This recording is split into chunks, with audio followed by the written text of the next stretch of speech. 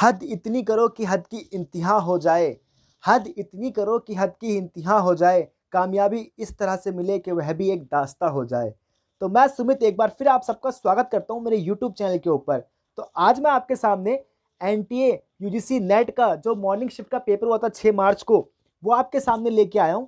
तो एनटीए द्वारा अभी इसकी प्रोविजनल आंसर की जारी की गई है, तो इसके बेस के ऊपर है ये क्वेश्चन पेपर पूरा। तो इसको देखेंगे हम। अगर आपको कोई क्वेश्चन डाउट में लग रहा है तो आप अभी इसको चैलेंज कर सकते हैं, अभी डेट है इसकी, तो इसको आज हम देखेंगे। तो आइए स्टार्ट करते हैं। शुरू के क्वेश्चन जो इसके थे वो सिंपल ऑब्जेक्टिव टाइप के ही थे कि इसके अंदर कौन सा सही है कौन सा गलत है। बाद में इसके क्वेश्चन थोड़े डिफिकल्ट होते गए हैं, रीजनिंग आती गई है, और माफ कीजिएगा असर्शन और रीजनिंग आती गई है, तो डिफिकल्ट लेवल होता गया है आगे के क्वेश्चन में। तो इसको आज हम देखेंगे और देखते हैं लास्ट में कट ऑफ की डिस्कस करते हैं कि कैसी कट ऑफ जा सकती है। तो आइए स्टार्ट करते हैं इसको। पहला ही क्वेश्चन है इसमें से, निम्नलिखित में से किसने यह कहा था कि लोकतंत्र शासन के एक प्रकार के रूप में कुछ अधिक है, यह सहयोजित जीवन निर्वाह का एक साधन है। तो ये बात करी थी जॉन डीवी ने। जॉन डीवी ने ये बात करी है कि लोकतंत्र एक सहयोजित जीवन के निर्वाह का साधन के रूप में है। सेकंड क्वेश्चन था इसके अंदर, सोफिया अथवा सोफिया निम्नलिखित में से किस पुस्तक का पात्र है। तो आप जानते हैं सोफिया और सोफिया जो बात की गई थी, ये मैरी वॉस्टनक्राफ्ट ने जो अपनी पुस्तक लिखी थी vindication of right of women, तो इसके अंदर सोफी और सोफिया जो पात्र उन्होंने लिया था अपना दर्शाने के लिए, तो ये जुड़ा हुआ था a vindication of right of women, Mary Wollstonecraft की पुस्तक के साथ जुड़ा हुआ था।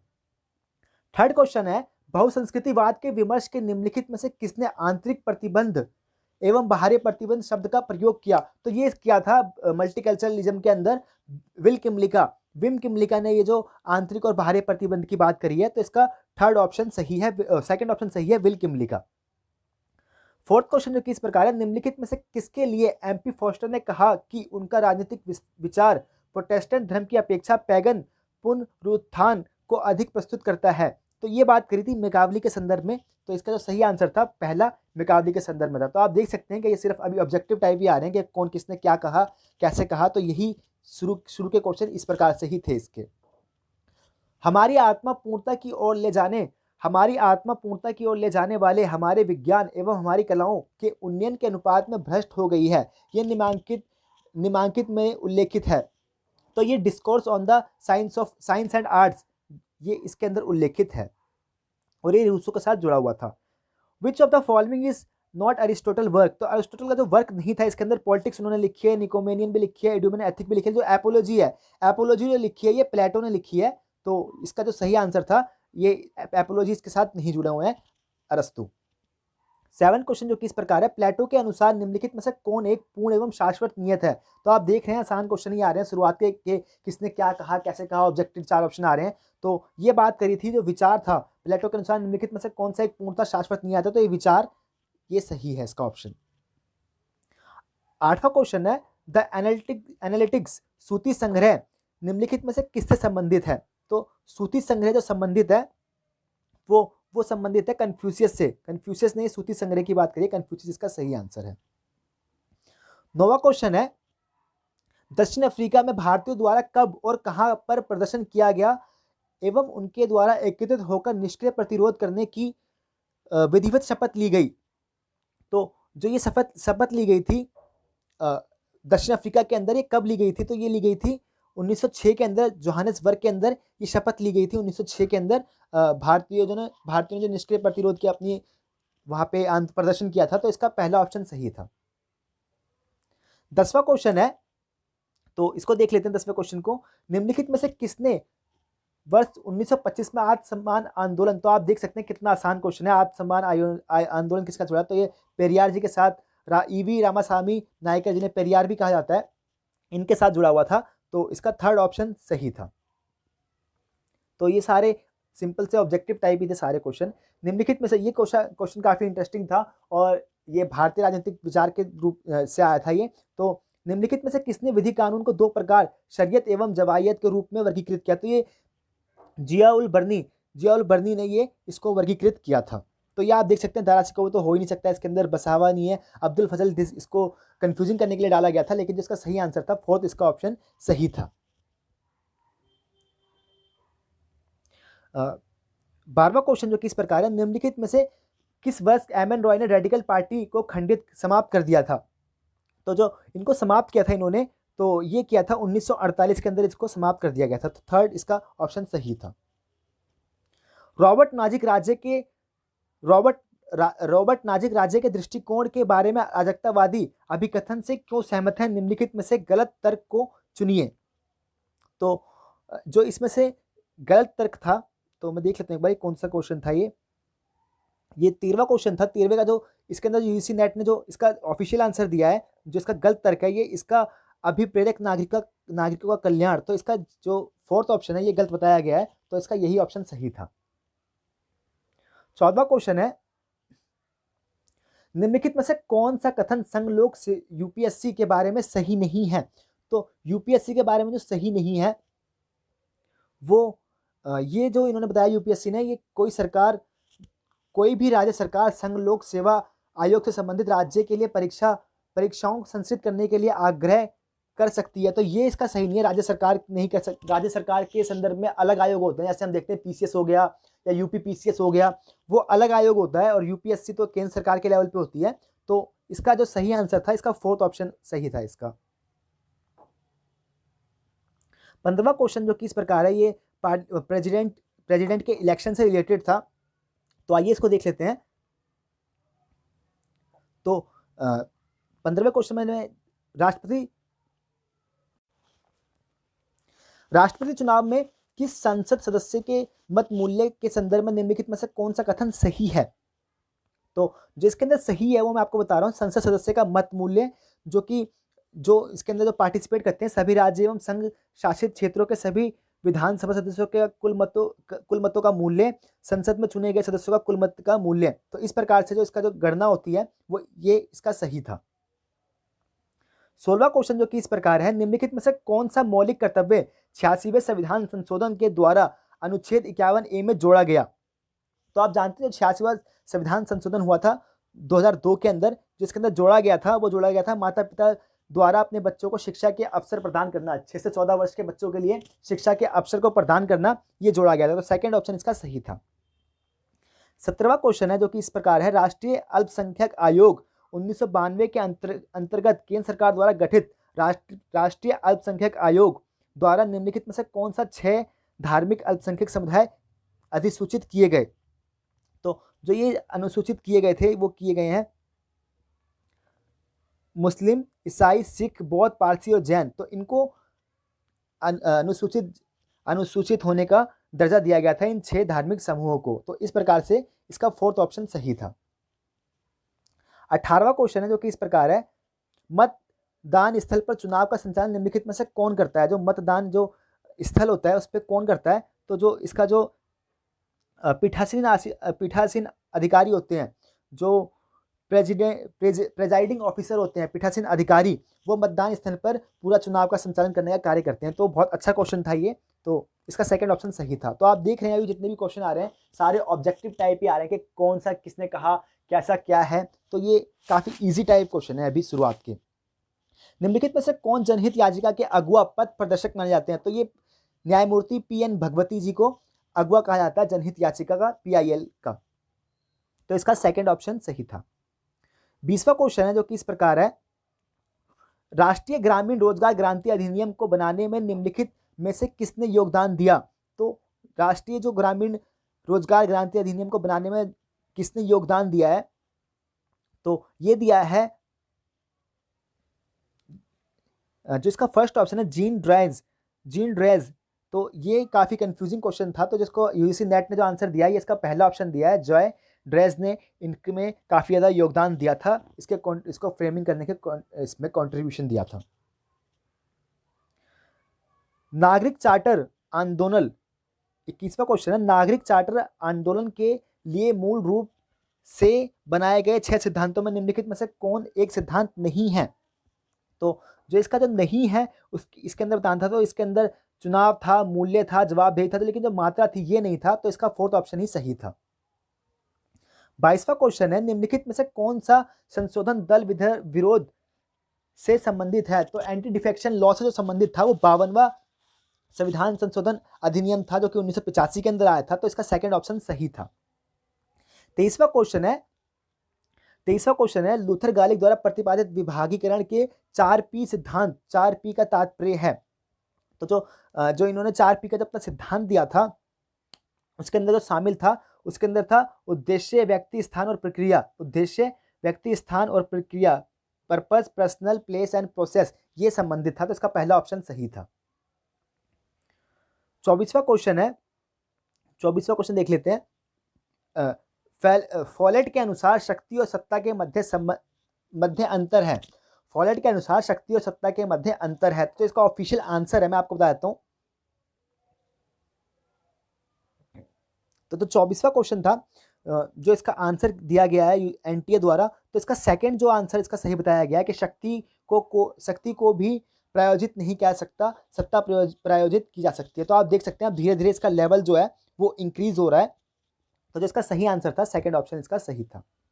25वां क्वेश्चन है नवीन लोक प्रशासन। तो ये एक चीज था कि इसके अंदर पब्लिक एडमिनिस्ट्रेशन से काफी ज्यादा क्वेश्चन भी आए हैं और एक पूरा पैराग्राफ ही पब्लिक एडमिनिस्ट्रेशन से आ गया था और बीच में भी काफी सारे क्वेश्चन इससे पब्लिक एडमिनिस्ट्रेशन से आए हैं। तो आप देख सकते हैं किसी भी यूनिट को आप कम करके ना आके कभी भी पेपर दें, तो क्योंकि आप देख रहे हैं क्योंकि इसका पैटर्न चेंज होते जा रहा है समय समय पर। तो 25वां क्वेश्चन देख लेते हैं, आइए।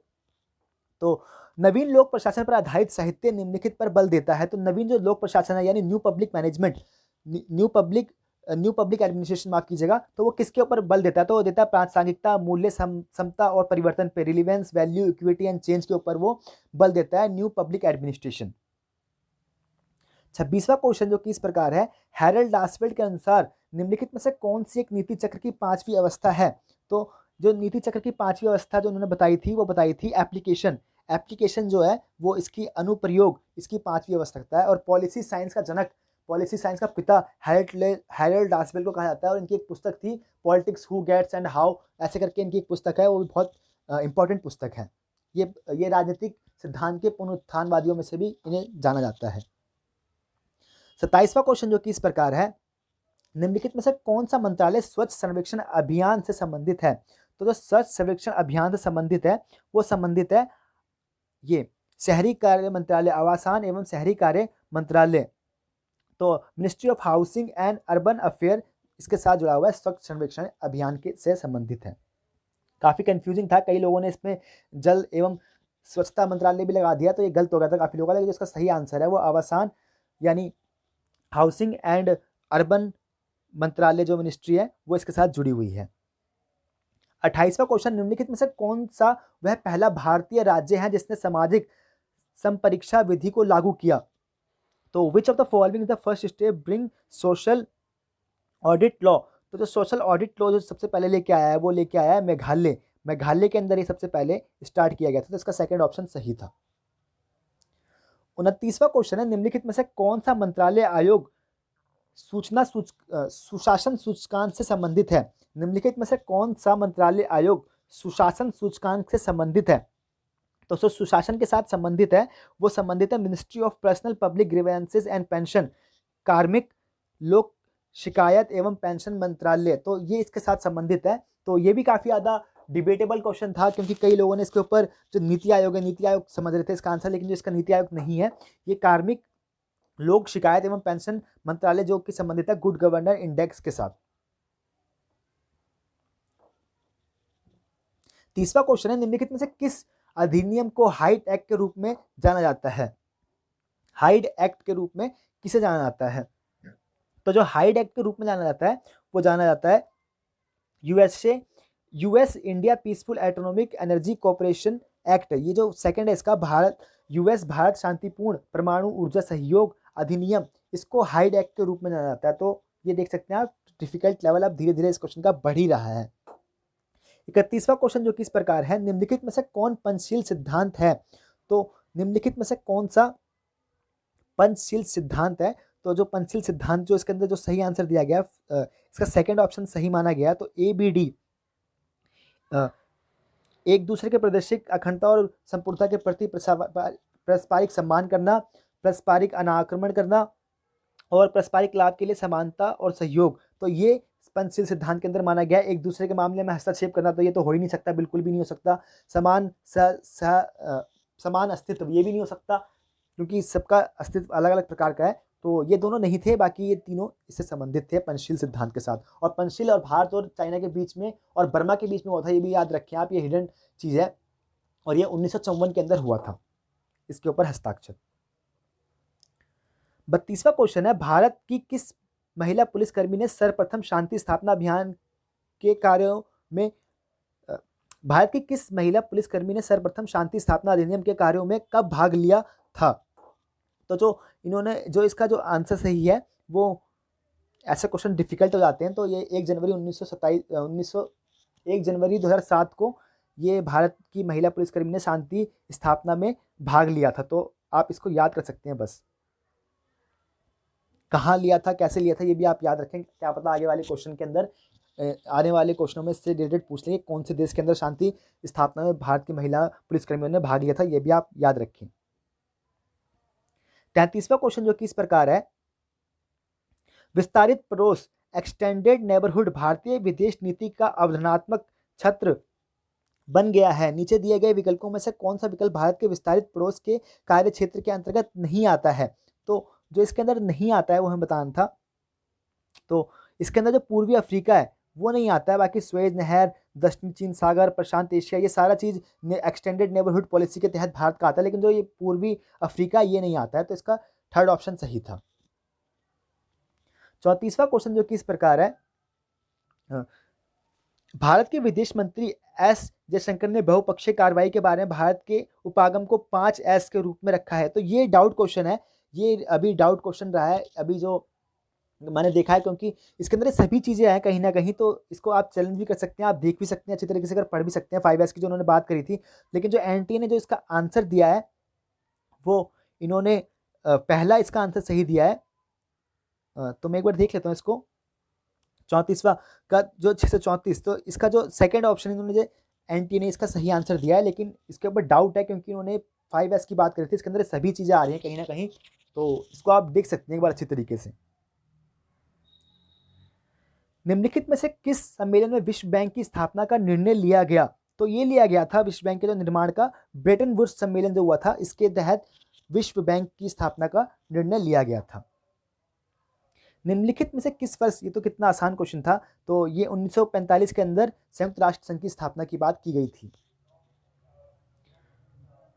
Who coined the term containment? तो कंटेनमेंट का जो टर्म है ये किसने कॉइन किया था? ये किया था जॉर्ज कैनन ने। जॉर्ज कैनन ने ये कंटेनमेंट शब्द कॉइन किया था। तो फर्स्ट ऑप्शन इसका सही था। 38वां क्वेश्चन था, निम्नलिखित में से किसने भारत की उन्नत परमाणु प्रौद्योगिकी वाले एक उत्तरदायी राज्य के रूप में वर्गीकृत किया? तो ये वर्गीकृत किया था भारत को responsible state with advance nuclear technology. George W Bush ने ये बात करी थी। जॉर्ज डब्ल्यू बुश ने ये बात करी थी कि भारत एक उत्तरदायित्व परमाणु प्रौद्योगिकी देश है। 39वां क्वेश्चन जो कि इस प्रकार है, निम्नलिखित में से कौन सा कथन पारिस्थितिकी दृष्टिकोण से सही है? तो इसमें से कौन सा कथन सही है बताना था। तो जो ये सही है, पारिस्थितिकी शब्द यूनानी शब्द का मूल है, तो ये बात सही है। पारिस्थितिकी शब्द अर्नेस्ट हैकेल ने प्रतिपादित किया है, ये भी बात सही है। एंड्रयू डॉब्सन ने पर्यावरणवाद एवं पारिस्थितिकीवाद के मध्य भेद किया है, तो ये तीनों बात सही है। बाकी ये चौथा ये सही नहीं है, तो इसका फर्स्ट ऑप्शन सही था।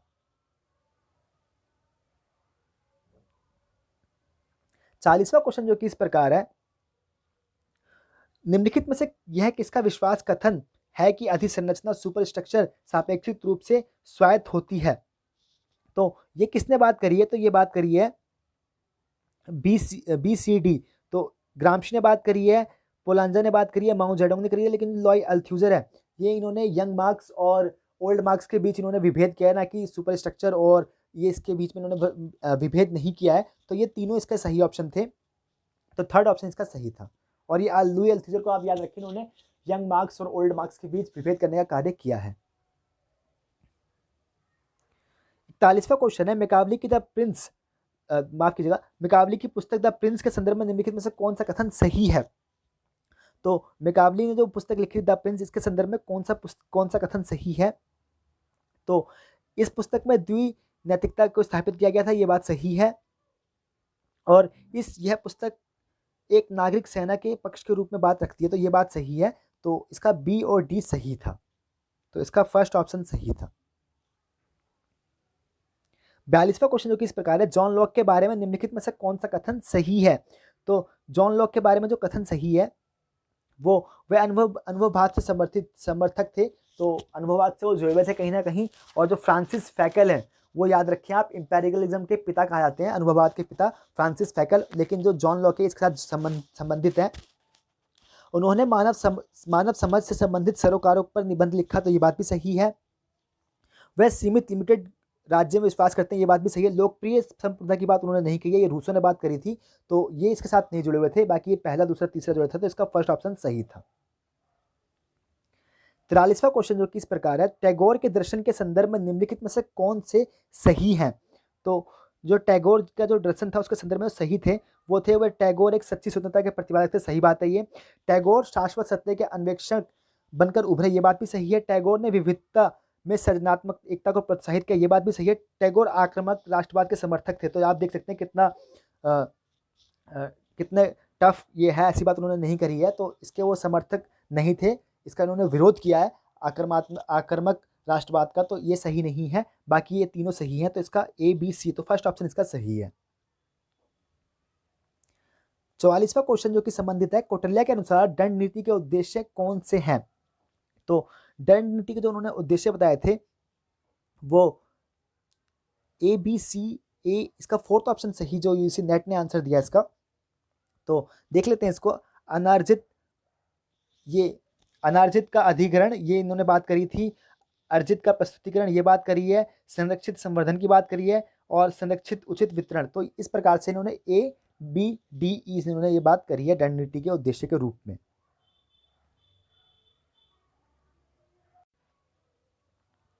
तो 45वां क्वेश्चन जो कि इस प्रकार है, निम्नलिखित में से राजनीतिक प्रणाली के कार्य कौन से हैं। तो जो राजनीतिक प्रणाली के जो कार्य हैं वो राजनीतिक समाजीकरण है और राजनीतिक भर्तियां हैं। तो जो ये राजनीतिक अपक्षय ये नहीं जुड़ा हुआ, राजनीतिक क्रांतियां नहीं जुड़ी हुई है, तो इसका पहला और थर्ड ऑप्शन सही था। तो इसका जो आंसर इसी नेट ने दिया है वो थर्ड ऑप्शन यानी ए और सी सही है। 46 क्वेश्चन जो कि इस प्रकार है, निम्नलिखित में से कौन सा कारक राजनीतिक अवस्था में क्रांति का मार्ग प्रशस्त करते हैं। तो जो क्रांति का मार्ग प्रशस्त करते हैं वो क्रांति का मार्ग प्रशस्त करते हैं 3 वर्ग का विभाजन, जनता को एकजुट करने में बुद्धिजीवियों की भूमिका, और जो सामाजिक असंतुलन होता है ये चीजें क्रांति का मार्ग प्रस्तुत करती हैं।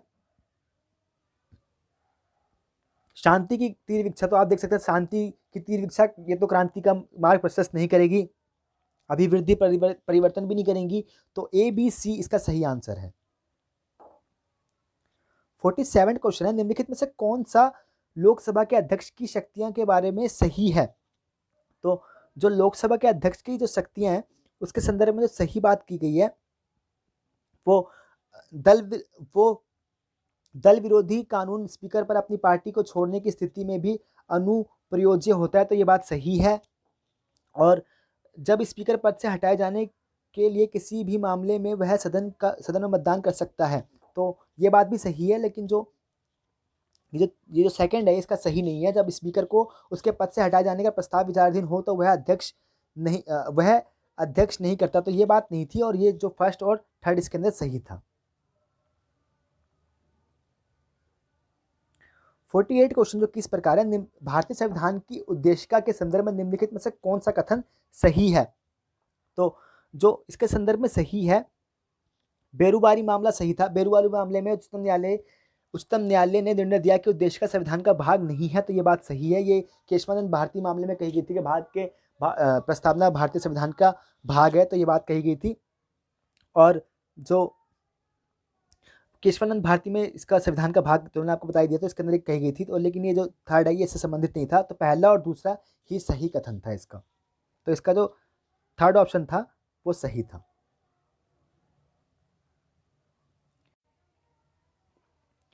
49 क्वेश्चन है, वैश्वीकरण को निम्नलिखित में से कौन मजबूती प्रदान करते हैं। तो वैश्वीकरण को जो मजबूती प्रदान करते हैं, तो 49 क्वेश्चन है, मैं एक बार देख लेता हूँ इसको। 49 क्वेश्चन है, वैश्वीकरण को क्या क्या चीजें हैं जो कि मजबूती प्रदान करती हैं। तो वैश्वीकरण को जो मजबूती प्रदान करती है, राष्ट्रों के बीच वस्तु एवं सेवाओं का मुक्त व्यापार, ये तो करती हैं। विकासशील विश्व की बाजार अर्थव्यवस्था मजबूती मिलती है, तो ये बात भी सही है। देशों के मध्य सामाजिक आर्थिक अंतरक्रियाओं को बढ़ावा देना, तो ये बात भी है। धनी एवं निर्धन के मध्य आर्थिक विषमता वृद्धि होती है, तो ये बात नहीं है। और यह देशों के मध्य मानवीय एवं सांस्कृतिक अंतरक्रियाओं को प्रोत्साहित नहीं करता, तो ये बात भी नहीं है, करता है ये। तो इसका जो पहला, दूसरा और तीसरा ऑप्शन सही था, तो इस प्रकार से ये पहला ऑप्शन इसका सही था। 50वां क्वेश्चन है, भारत के संविधान के अनुच्छेद 26 के अनुसार प्रत्येक धार्मिक पंथ के पास इस बात का अधिकार है। तो किस किस चीज का अधिकार है भारत के जो पंथ हैं, तो उनको जो अधिकार मिले हुए हैं वो ये डी को छोड़ के, सामाजिक मामलों के कार्यों का प्रबंध करना, ये छोड़ के बाकी सारे अधिकार वो इनको मिले हुए हैं पंथ को, क्योंकि सामाजिक मामले का जो प्रबंध करने का कार्य होता है वो सरकार का होता है, ना कि किसी धर्म विशेष का होता है। बाकी जो धार्मिक चैरिटेबल संस्थाओं की स्थापना करना, उनकी देखभाल करना, ये है। अपने धर्म के विषय में संबंधित कार्यों का प्रबंधन करना, चल संपत्ति का स्वामित्व एवं उसे अर्जित करना, ये बात भी सही है। अंचल संपत्ति का अस्तित्व एवं उसे अर्जित करना, तो ये बात भी सही है, लेकिन जो इसका डी था ये सही नहीं था, तो जो इसका ऑप्शन सही है, थर्ड ऑप्शन इसका सही है। 51वें क्वेश्चन है जो कि इस प्रकार है, प्रशासन के क्लासिकल शास्त्रीय सिद्धांत के बारे में निम्नलिखित में से कौन सा सही है। तो जो इसका जो सही ऑप्शन बताया गया है यूजीसी नेट के द्वारा, तो फोर्थ ऑप्शन इसका सही है, ए बी सी, यानी ये जो तीनों ही है इसके संदर्भ में तीनों ही ऑप्शन सही है, क्लासिकल जो प्रशासन के सिद्धांत हैं। 52वां क्वेश्चन जो कि इस प्रकार है, फेरल हैडी के अनुसार तुलनात्मक लोक प्रशासन निम्नलिखित में से किन मुद्दों से संबंधित है। तुलनात्मक लोक प्रशासन किन मुद्दों से संबंधित है, ये बताना था इस क्वेश्चन के अंदर। तो जो इसका जो फर्स्ट ऑप्शन बताया गया है यूजीसी नेट के द्वारा सही है, सिद्धांत की खोज करना, व्यवहारिक अनुप्रयोग का आग्रह करना, तुलनात्मक राजनीति की सेवा, सीमा क्षेत्र का योगदान, लोक प्रशासन के विद्यमान समस्याओं का तुलनात्मक विश्लेषण, तो ये सारे सही हैं, तो इसका फर्स्ट ऑप्शन सही था।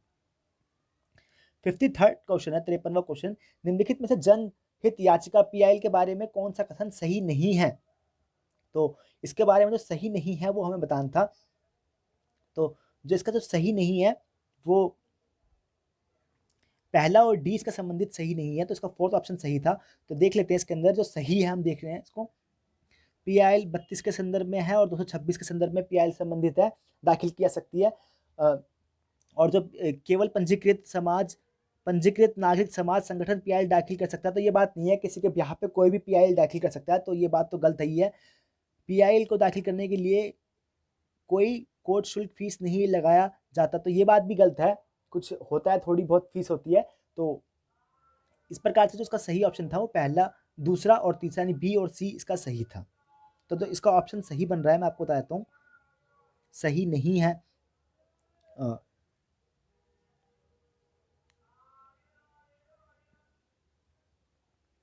तो क्वेश्चन जो 53 नंबर है, तो 53 नंबर का जो सही आंसर था ए और डी इसमें सही नहीं है। 54वां क्वेश्चन है, वर्ष 2019 में वर्ष 2019 में आरटीए अधिनियम में किए गए संशोधन के बारे में निम्नलिखित में से क्या सही है। तो जो वर्ष 2019 के अंदर आरटीए अधिनियम के अंदर जो संशोधन किया गया था उसके अंदर क्या सही है, इसके अंदर बताना था। तो जो सही था इसके अंदर, ये 5 वर्ष की निश्चित अवधि में अब आयुक्त का पद सरकार की इच्छा कृपया पर निर्भर करेगा, तो ये बात सही है, हमें इसमें सही बताना है। तो ये सही था। और अब आयुक्त के वेतन एवं भत्ता सरकार द्वारा निर्धारित किए जाएंगे, तो ये दोनों बात सही है, तो इसका पहला और तीसरा सही था, तो इसका थर्ड ऑप्शन सही था।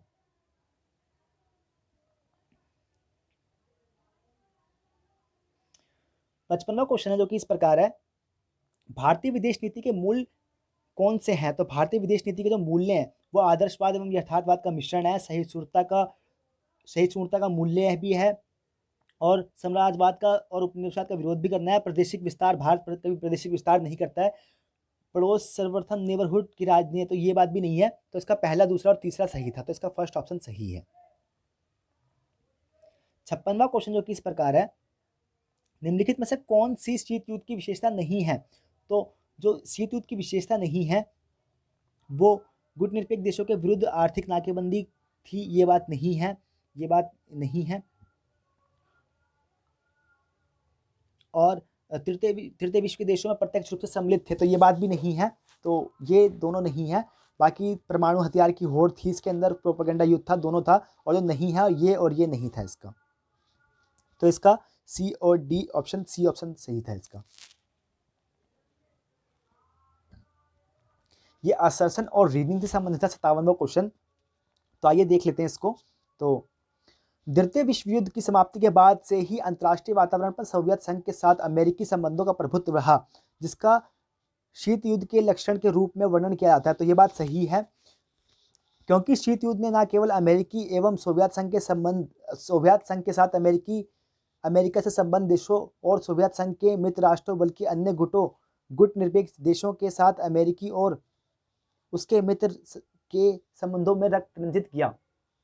तो एक बार दोबारा पढ़ लेता हूं मैं इसको। द्वितीय विश्व युद्ध की समाप्ति के बाद से ही अंतर्राष्ट्रीय वातावरण पर सोवियत संघ के साथ अमेरिकी संबंधों का प्रभुत्व रहा, जिसका शीत युद्ध के लक्षण के रूप में वर्णन किया जाता है। तो ये बात सही है। शीत युद्ध में न केवल अमेरिकी एवं सोवियत के साथ अमेरिकी संबंध देशों और सोवियत संघ के मित्र राष्ट्रों, बल्कि अन्य गुट निरपेक्ष देशों के साथ अमेरिकी और उसके मित्रों के संबंधों में रक्त रंजित किया। तो ये बात भी कहीं ना कहीं सही है। तो ए और आर दोनों सही है और आर ए की सही व्याख्या है। यहाँ से असर्शन और रीजनिंग के क्वेश्चन स्टार्ट हो चुके हैं, आप देख सकते हैं।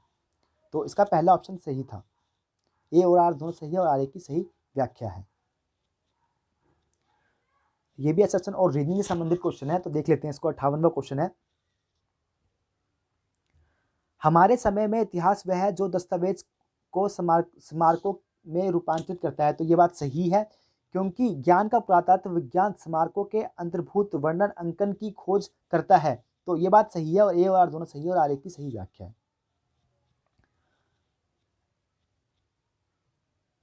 59 क्वेश्चन है, पूंजीवाद के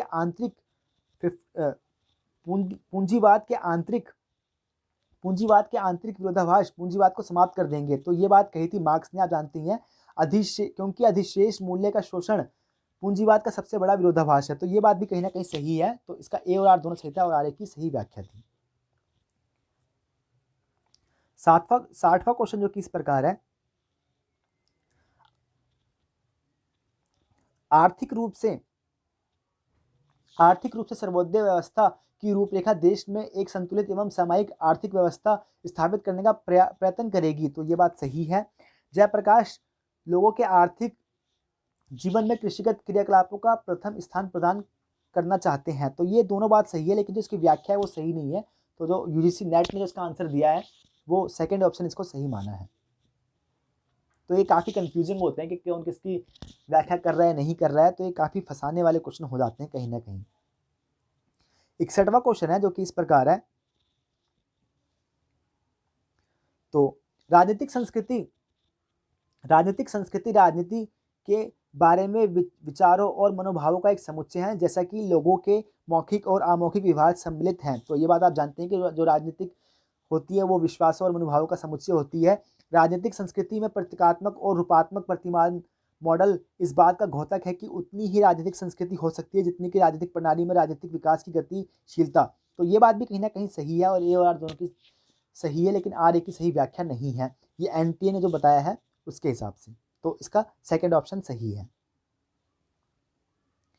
62वां क्वेश्चन जो कि असर्शन और रीजनिंग से संबंधित है, तो आइए इसको देख लेते हैं। रॉबर्ट डहल ने लोक प्रशासन में अंतर सांस्कृतिक अध्ययन पर बल सुझाव दिया। तो ये बात सही है। तो इन्होंने अंतर सांस्कृतिक अध्ययन का सुझाव दिया था। उनका मानना था कि लोक प्रशासन राजनीतिक, सांस्कृतिक एवं पर्यावरणीय व्यवस्थाओं के प्रभाव जिनमें यह विकसित होता है उससे बच सकता है। तो ये बात सही नहीं है। तो इसका थर्ड ऑप्शन सही था। ए सही है, आर सही नहीं है। 63वां क्वेश्चन देख लेते हैं। अधिकार अनिवार्य रूप से व्यक्ति एवं राज्य के मध्य परस्पर विरोधी संबंधों अधिकार अनिवार्य रूप से व्यक्तियों एवं राज्यों के मध्य परस्पर विरोधी दावों संबंधित क्षेत्र से संबंधित होते हैं। तो और जो इसका रीजनिंग है वो देख लेते हैं। कोई भी राजनीतिक सिद्धांत अधिकारों का सिद्धांत तब तक नहीं हो सकता जब तक कि उसमें राज्य के विरुद्ध व्यक्तियों को अधिकार ना दिए गए हों। तो जो इसका जो सही आंसर एंटीना द्वारा दिया गया है वो पहले को सही माना गया है। पहला यानी कि दोनों सही हैं इसके, यानी ए और आर दोनों सही हैं जो एंटी ने इसका जो ऑफिशियल आंसर दिया है। 64वां क्वेश्चन जो कि इस प्रकार है, ये भी असर्शन और रीजनिंग से संबंधित है। तो आइए इसको देख लेते हैं। वैश्विक पर्यावरणीय परिवर्तन की समस्याएं आधुनिक प्रौद्योगिकियों एवं जनसंख्या संघनताओं के बिना अस्तित्ववान नहीं हो सकती। तो ये बात सही है। जलवायु परिवर्तन की समस्या का समाधान करना कठिन है क्योंकि इसमें अंतरा एवं अंतरपीढ़ीगत इन दोनों प्रकार की सामूहिक क्रिया जन्य समस्याएं शामिल है। तो ये बात सही नहीं है जो एनटीए के हिसाब से है। तो उन्होंने पहला को सही माना है और दूसरे को असत्य माना है। तो इसका जो सेकंड ऑप्शन था, एक बार मैं देख लेता हूँ इसको अच्छी तरीके से। तो ये क्वेश्चन था 64 का जो इन्होंने माना है, तो इसको इन्होंने दोनों को सही माना, माफ कीजिएगा। तो ए और आर दोनों सही है और आर ए की सही व्याख्या इन्होंने माना है।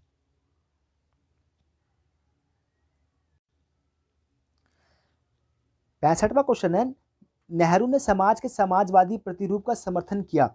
नेहरू ने समाज में समाजवादी प्रतिरूप का समर्थन किया। तो ये बात सही है, नेहरू जी ने समाजवादी प्रतिरूप का समर्थन किया था। नेहरू की नागरिक स्वतंत्रताओं के प्रति प्रतिबद्धता उन्हें सर्वहारा तानाशाही के विचार को स्वीकार करने से रोका। तो ये बात भी सही है और आर दोनों सही है। तो ए और आर फर्स्ट और सेकंड दोनों सत्य हैं। 66 क्वेश्चन है जो कि इस प्रकार है, दलीय प्रणाली राजनीतिक लड़ाइयाँ लड़ने के साधारण साधन प्रदान करती है। तो ये बात सही है, दलीय जो प्रणालियाँ होती हैं राजनीतिक लड़ाई का साधन प्रस्तुत करती है। दलीय प्रणाली का एक उद्देश्य पारस्परिक अभिजात वर्ग को एक नए अभिजात वर्ग द्वारा प्रतिस्थापित करना है। तो ये दोनों बात सही है, ये आर दोनों सही है। निर्गम मतानुमान एग्जिट पोल चुनाव के बाद होने वाला मतानुमान है जिसे तब तक संपादित किया जाता है जब मतदाता अपना मतदान करने के बाहर आता है। तो एग्जिट पोल के बारे में सही है कि जो एग्जिट पोल होता है वो जो मतदाता जब करके आते हैं अपना पोल तब किया जाता है। तो ये बात सही है। और मत सर्वेक्षण ओपिनियन पोल शोध सर्वेक्षण का वह प्रकार है जिसे चुनाव के बाद नहीं, चुनाव से पहले होता है, चुनाव के बाद नहीं होता है। तो ये चीज़ इसके अंदर गलत हो गई थी। तो इसका थर्ड ऑप्शन सही था। तो आप देख सकते हैं इसको, जो एग्जिट पोल होता है वो मतदान के बाद आता है और जो ओपिनियन पोल होता है वो सर्वेक्षण वो चुनाव से पहले बताया जाता है कि ओपिनियन पोल किसकी सरकार बन सकती है, कौन कितने सीट जीत सकते हैं। तो इस प्रकार से इसका जो थर्ड ऑप्शन था वो सही था। Question number 68। तो क्वेश्चन नंबर 68 का देख लेते हैं। 5 वर्ष की अवधि तक अपने पद पर बना रहता है। वह 5 वर्ष की अवधि तक अपने पद पर बना रहता है किंतु पदावधि की समाप्ति के बाद भी अपने उत्तराधिकार के पद ग्रहण करने तक वह अपने पद पर बना रह सकता है। संविधान इस बात पर मौन है कि उपराष्ट्रपति की पदावधि समाप्त होने के पूर्व यदि यह खाली हो जाता है तो उसके दायित्व का निर्वहन कौन करेगा। तो ये बात दोनों सही है। तो ए और आर दोनों सही है इसका। तो इसका जो फर्स्ट ऑप्शन था वही सही था। 69 क्वेश्चन है जो कि 69 क्वेश्चन देख लेते हैं। नीति पॉलिसी एजेंडा कार्यसूची उन सभी राजनीतिक मांगों का योग्य होता है जिसे लोगों अथवा समूहों द्वारा नीति पॉलिसी एजेंडा में लाए जाने के लिए प्रयास किया जाता है। तो ये बात गलत है, ये पूर्णतः। तो इसका सेकंड ऑप्शन सही था, इसका सेकंड यानी फोर्थ ऑप्शन इसका सही था। नीति पॉलिसी एजेंडा कार्यसूची उन मांगों से बना होता है जिन पर विचार करने हेतु नीति निर्माता सहमत होते हैं। तो इसका सेकंड ऑप्शन सही था। 70वां क्वेश्चन जो कि ये भी सेशन और रीजनिंग से संबंधित था। तो आइए इसको देख लेते हैं। आईएमएफ और आईबीआरडीए दोनों के मुख्यालय वाशिंगटन डीसी में है। तो ये बात सही है। भारत आईएमएफ में मत हिस्सा 10%। तो ये बात गलत है। तो इसका थर्ड ऑप्शन सही था। अब ये सारे क्वेश्चन मैचिंग से रिलेटेड है। तो इसको आइए देख लेते हैं। मैचिंग से रिलेटेड 71वां क्वेश्चन है। तो इसको मैचिंग कर लेते हैं। आइए, पहले का था बिटवीन पास्ट एंड फ्यूचर। ये हन्ना आरेंट जी की पुस्तक थी, बिटवीन पास्ट एंड फ्यूचर। और Vico Herder to study in the history of ideas, तो ये लिखी है इजिया बर्लिन ने ये पुस्तक लिखी है। और वॉइस ऑफ लिबरल लर्निंग ये माइकल ऑक्सफोर्ड ने लिखी है। टायरनी ऑफ मेजोरिटी लिखी है टायरन ऑफ मेजोरिटी लिखी है माइकल सैंडल ने। तो इस प्रकार से इसका मेल था। 72वां क्वेश्चन देख लेते हैं। 72वां क्वेश्चन, तो इसका मैचिंग भी देख लेते हैं। तो नॉलेज इज वर्चू प्लेटो ने बात करी है। नॉलेज इज वर्चू, तो प्लेटो इसके साथ जुड़े हैं। सक्सेस इज वर्चू, ये मैकाबी ने बात करी है। पावर इज नॉलेज, तो ये बात करी है फुकोल्ट ने। Power is a production of intended effect, तो ये रसेल ने बात करी है, तो इस प्रकार से इसका सेकंड ऑप्शन सही था। 73वां क्वेश्चन जो कि इस प्रकार है, 73वां क्वेश्चन का मैचिंग देख लेते हैं। सूरत स्प्लिट जो हुआ था वो हुआ था 1907 के अंदर। सूरत स्प्लिट जो कि सूरत विभाजन हुआ था 1907 के अंदर।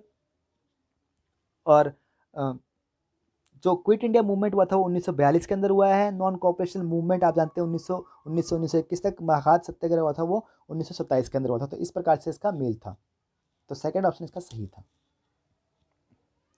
तो यहाँ पे भी आप देख सकते हैं सूरत विभाजन हुआ था 1907 के अंदर, भारत छोड़ो आंदोलन 1942 के अंदर, असहयोग आंदोलन 1921, महार सत्याग्रह 1927 तक।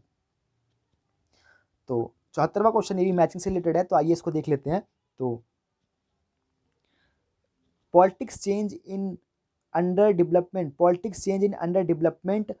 कंट्रीज नेशन एंड कम्युनलिज्म, तो ये पुस्तक लिखी है जॉन कोटेस्की ने लिखी है ये। और पॉलिटिकल डेवलपमेंट के साथ जुड़े हुए थे C.H. डुड जुड़े हुए हैं। पॉलिटिकल मॉडर्नाइजेशन के साथ जुड़े हुए थे स्टीन्ड, और ये डेविड एप्टल जो है ट्रेडिशन इन चेंज मॉडर्निटी, तो इस प्रकार से इसका मेल था। तो हिंदी में देख लेते हैं इसको अच्छी तरीके से एक बार। तो इस प्रकार से इसका मेल था, तो आइए देख लेते हैं इसको हिंदी में भी एक बार। Political change in under development countries nationalism and communism, ये इसके साथ बोलते हैं जॉन एच कोटेस्की के साथ जुड़े हुए थे, इसका फोर्थ ऑप्शन सही था। पॉलिटिक्स डेवलपमेंट के साथ जुड़े हुए C.H. डर्ड। The politics of modernisation David Apter जुड़े हुए थे। और ट्रेडिशन चेंज एंड मॉडर्निटी के साथ जुड़े हुए थे एंजिस्टीन, तो इस प्रकार से इसका मेल था, तो फोर्थ ऑप्शन इसका सही था। 75th क्वेश्चन है, 75th के अंदर देखते हैं इसका ये भी मैचिंग से रिलेटेड था, तो आइए इसको हिंदी में देख लेते हैं इसको अच्छी तरीके से। तो चौथी अनुसूची जुड़ी हुई थी, चौथी अनुसूची है वो राज्यसभा में सभी सीटों का बंटवारे के साथ जुड़ी हुई है चौथी अनुसूची। और 10वीं अनुसूची दल विधल, तो इसका सेम ही है, दल विधल के साथ जुड़े हुए हैं 10वीं अनुसूची। 7वीं केंद्र और राज्य के मध्य शक्तियों का बंटवारा, जिसके अंदर संघ सूची, राज्य सूची और समवर्ती सूची जो बात करी गई है वो है। 6ठी अनुसूची में बात करिए कुछ राज्यों के जनजातीय क्षेत्र की, तो इस प्रकार से इसका मेल था। 76वां क्वेश्चन है कि कौन सा नेता कौन सी पार्टी के साथ जुड़ा हुआ है, तो आइए इसको देख लेते हैं। तो पहले का AIDMK के जुड़े हुए हैं, अन्नादुरई इसके साथ जुड़े हुए हैं DMK के साथ, माफ कीजिएगा। और AIMDM के साथ जुड़े हुए हैं रामचंद्रन, तो ये इस प्रकार से था। महबूबा मुफ्ती से जुड़ी हुई है PDP के साथ, और TDP के साथ जुड़े हुए हैं रामाराव, तो इस प्रकार से इसका मेल था। थर्ड ऑप्शन इसका सही था। तो ये क्वेश्चन नंबर है 77, क्वेश्चन नंबर 77 को देख लेते हैं, इसको भी हमें मैचिंग करना था, तो आइए इसको देख लेते हैं। आज्ञा पालन एवं स्वयंकृता के मध्य विभेद, तो ये बात करिए आज्ञा पालन और स्वयंकृता के मध्य विभेद, W. टेलर ने बात करी है इसकी। और एक मिनट में इसको देख लेता हूँ एक बार, इंग्लिश में देख लेते हैं इसको अच्छी तरीके से। 77वां क्वेश्चन है, तो 77वां क्वेश्चन का जो सही ऑप्शन है, थर्ड ऑप्शन इसका सही था, तो इसको देख लेते हैं। Distinction between obedience and acceptance, John of actual के साथ जुड़े हुए हैं, बर्नार्ड जुड़े हुए थे इसके साथ। और distinction between economic man and administrative man, Simon जुड़े हुए हैं इसके साथ। और distinction between charismatic leadership and legal rational, इसके साथ मैक्स वेबर जुड़े हुए हैं। Distinction principle between mechanism and management, इसके साथ टेलर जुड़े हुए थे, तो इस प्रकार से इसका मेल था। तो देख लेते हैं इसको हिंदी में भी एक बार। तो चेस्टर बर्नार्ड जुड़े हुए थे स्वीकृति का सिद्धांत के साथ। आर्थिक कार्यों में लोग व्यक्तिगत प्रशासन विभेद, ये साइमन जुड़े हुए थे। करिश्माई नेतृत्व और तार्किक प्राधिकार विभेद के साथ जुड़े थे टेलर और वेबर, माफ कीजिएगा। तो और टेलर जुड़े हुए थे प्रबंध के सिद्धांत एवं तंत्र के मध्य विभेद, तो इस प्रकार से इसका मेल था। ये भी योजना जुड़ी हुई थी कि कौन किसके साथ जुड़ा हुआ है, कौन सी योजना के साथ जुड़े हुए हैं, कौन सी योजना किसका जुड़ी हुई है, कौन सा मंत्रालय जुड़ा हुआ है किसके साथ, तो इसका मेल करना था हमें। तो आइए देख लेते हैं इसको। उज्ज्वला योजना महिला एवं बाल विकास मंत्रालय उज्ज्वला योजना के साथ जुड़ी थी। सौभाग्यम योजना के साथ ऊर्जा मंत्रालय जुड़ा हुआ था। और अटल पेंशन योजना के साथ जुड़े हुए हैं अटल पेंशन वित्त मंत्रालय और ग्रामीण राष्ट्रीय सामाजिक सहायता कार्यक्रम के साथ ग्रामीण विकास मंत्रालय, तो इस प्रकार से इसका मेल था। 79 क्वेश्चन है, तो आइए इसको देख लेते हैं।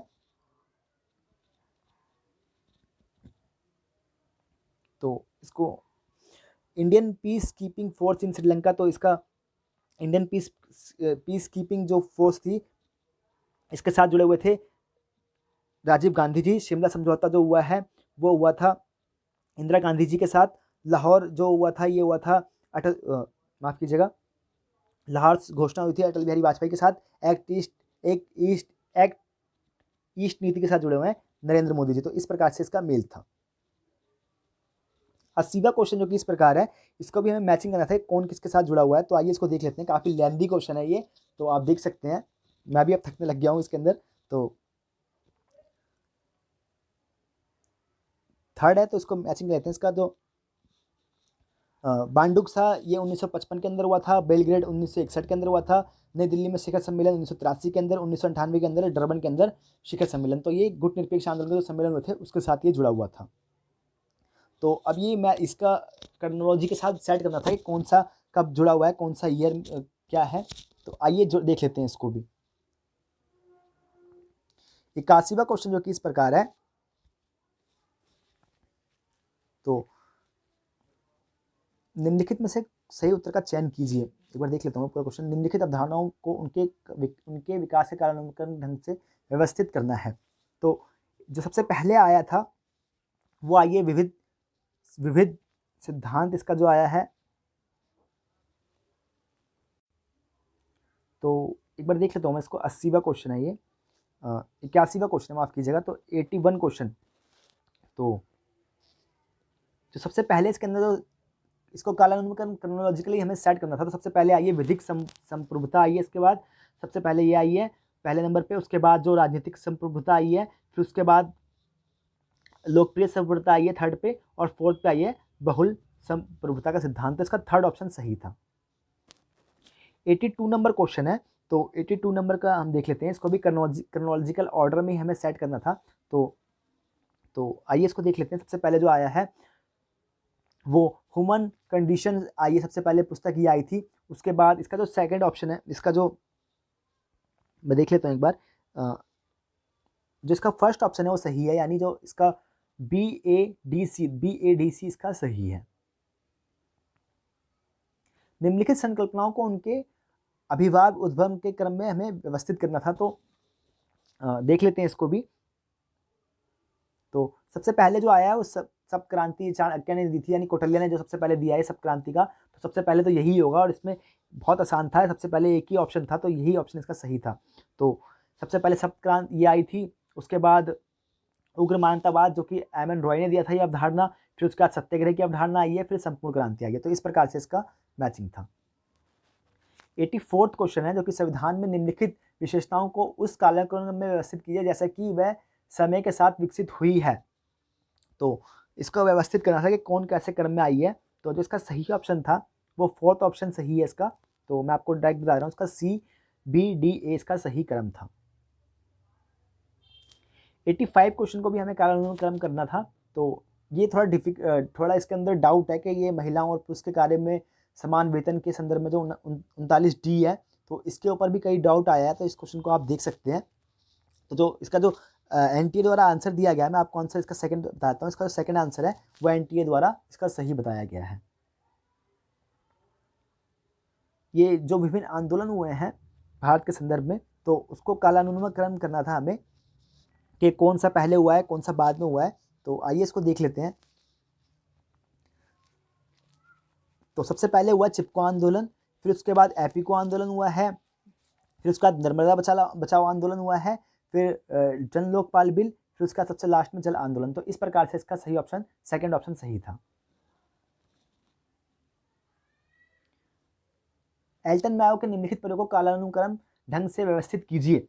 तो इसको हमें व्यवस्थित करना था कौन सा उनका एक्सपेरिमेंट आया है पहले और बाद में आया है। तो ये काफ़ी ज़्यादा डीप क्वेश्चन था। तो इसका देख लेते हैं 87वां क्वेश्चन का जो उन्होंने जो सही आंसर दिया है। तो इसका सेकंड ऑप्शन सही था। तो एक बार देख लेता हूँ मैं, इसका सेकंड ऑप्शन सही है।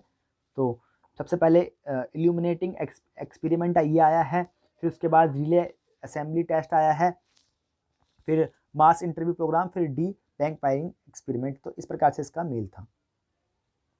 88 क्वेश्चन जो कि इस प्रकार है, भारत सरकार द्वारा उठाए गए निम्नलिखित भ्रष्टाचार विरोधी कदमों उपायों को कालानुक्रम ढंग से व्यवस्थित करना है हमें। तो सबसे पहले क्या आया था, उसके बाद कैसे आया है, तो इसके संदर्भ में इसको व्यवस्थित करना था। तो आइए देख लेते हैं इसको।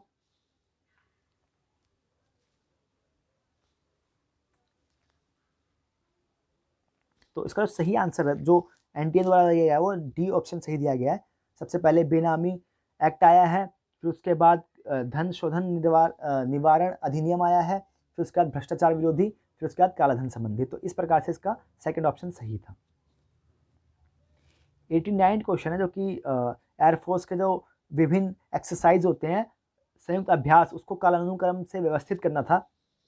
तो जो इसका जो सही आंसर एनटीए द्वारा दिया गया है, मैं आपको बता देता हूँ, इसका पहला ऑप्शन सही दिया गया है, इंद्रधनुष, फिर डेजर्ट ईगल, टेबल टॉप, फिर संवेदना। तो इस प्रकार से इसका सही मैचिंग था ABCD।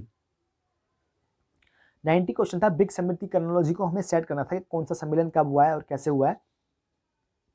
तो आइए इसको देख लेते हैं। तो सबसे पहले इसके अंदर वो जो हुआ था कि इसका फर्स्ट ऑप्शन है डरबन में हुआ है, फिर उसके बाद उफा रूस में हुआ है, फिर उसके बाद जोहान्सबर्ग में, फिर बीजिंग के अंदर वर्चुअल समिट हुआ था। इस प्रकार से इसका मैचिंग था। और ये हमारा जो गद्यांश था, अपठित गद्यांश, ये संबंधित था। पहला तो यह आया था कि अधिनायक वाद क्या होता है राजनीति के अंदर, इससे संबंधित था, और दूसरा था पब्लिक एडमिनिस्ट्रेशन से संबंधित। तो मैं आपको इसको डायरेक्ट आंसर बताता हूँ। तो आसान था, ज़्यादा कठिन भी नहीं था। तो इसका जो पहले का जो सही आंसर था 91 नंबर का, ये इसका फोर्थ ऑप्शन सही था, यानी कि इसका ये वाला ऑप्शन सही था। सेकंड का जो सही था, मैं आपको बताता हूँ डायरेक्टली। तो सेकंड का जो सही था,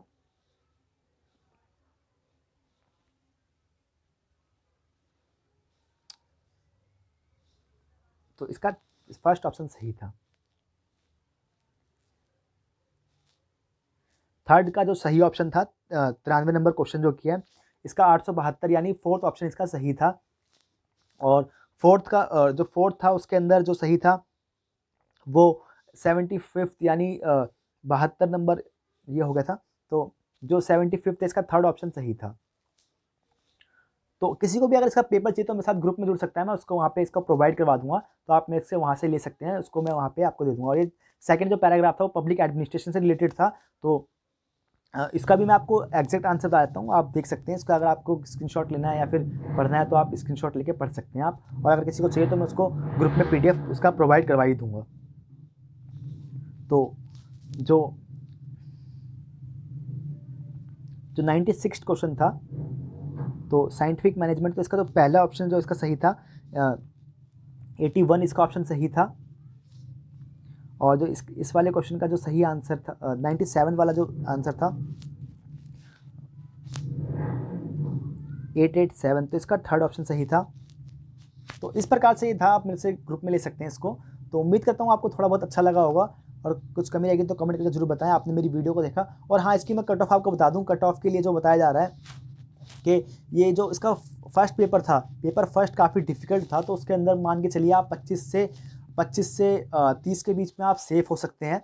और जो सेकंड है, सेकंड के अंदर आप 60 से अबव रखें, 60 के अबव आप इसके अंदर अपने आप को सेव कर सकते हैं नेट के लिए।